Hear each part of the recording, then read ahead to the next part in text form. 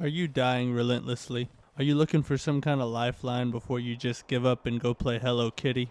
Well, you're in the right place. Like me. In this video, I'm going to give you the 5 biggest things that I wish I knew before I started playing Dark Souls. Now, if you're a Souls veteran, you're probably thinking, who is this man who thinks that he's getted good or got it good enough to, who thinks that he's good enough to give me advice? And if you're a beginner, you're probably on the verge of tears and would listen to a wet mop if you thought it could help you not die as much. But regardless of which camp you fall in, I think that there's something of value here for you, whether it's good advice that'll make you better at the game, or a little laughter while you reminisce about the good old days. And make sure you stick around to the end of the video because I have a bonus tip that I believe is vitally important. So sit back, relax, and let me turn you into a Souls God! In most games, you see a group of enemies and you kill a group of enemies. This mindset is exactly how I started out playing the Souls games, and it was an endless source of pain and death. And if you're interested in hearing more about how I got into the Souls games and my journey to where I am today, I'll leave a link down in the description. You see, the Souls games are a beautiful dance of timing and precision when it comes to combat, which we'll talk about more later on in the list. But if you add too many dancers to the performance, everything falls out of rhythm. Now, all of that is just a needlessly complicated way to say something simple. The game was not designed for you to take on multiple enemies at the same time. Instead, you want to pull them out one by one, maybe 2 depending on the type of enemy that it is. By working your way through the group that way, it makes it much easier for you to time the enemy's attacks, which is the most important part of combat. And here's a side tip on this point. Keep a bow and plenty of arrows with you at all times. This will make it much easier to pull out enemies from groups and take them out one by one. Trust me, once you learn to apply this method to groups of enemies, you will build a shrine to me in my honor. Yes, good old Nike Kwando will get you out of more tight spots than you will be able to keep track of.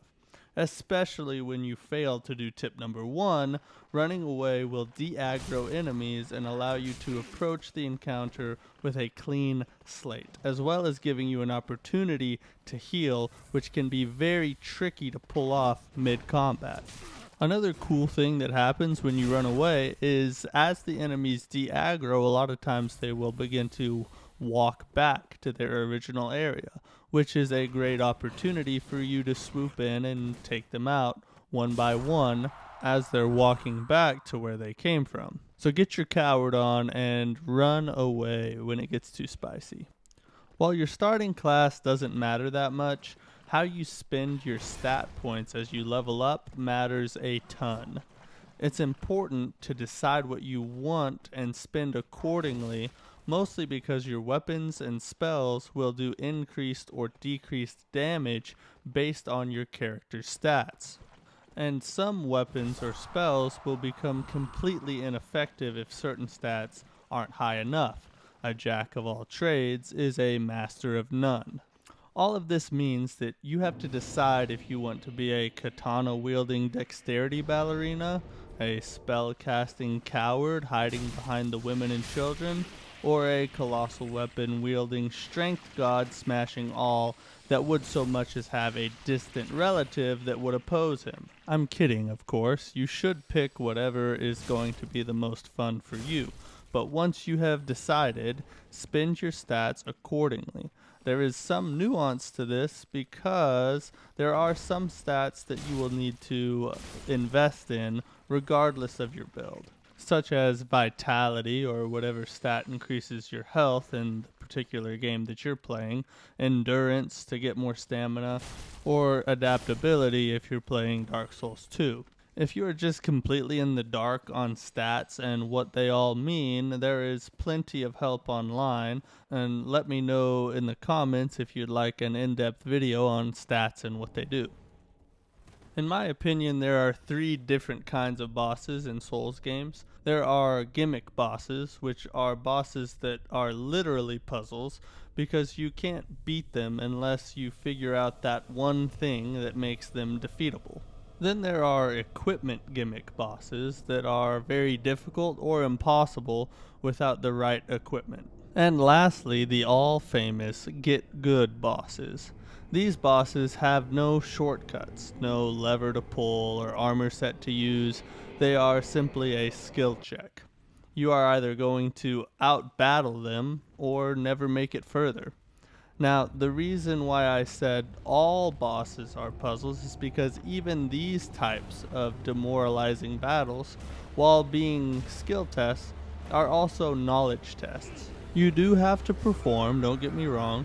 However, you have to learn to study every attack and motion to find where the opportunities to deal damage are, when to dodge, when to run, and when to hide behind something.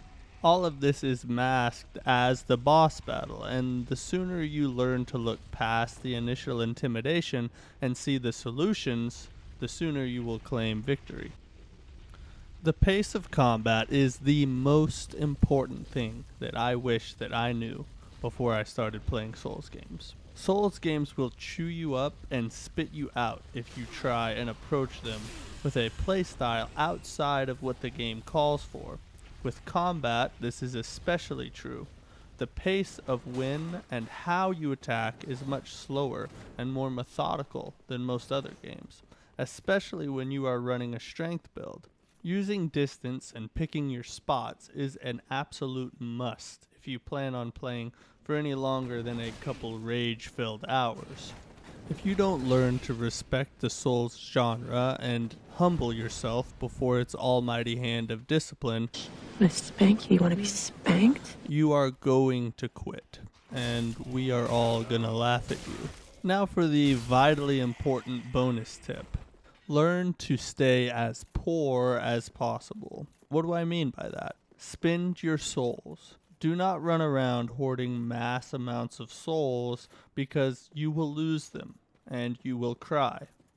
Level up, buy arrows, upgrade your weapons, anything you can to make your character better. Trust me, if you follow what I have went over in this video, you will never die again. Not really. You're still gonna die, but you'll die less. Peace! Do it now. Smash like.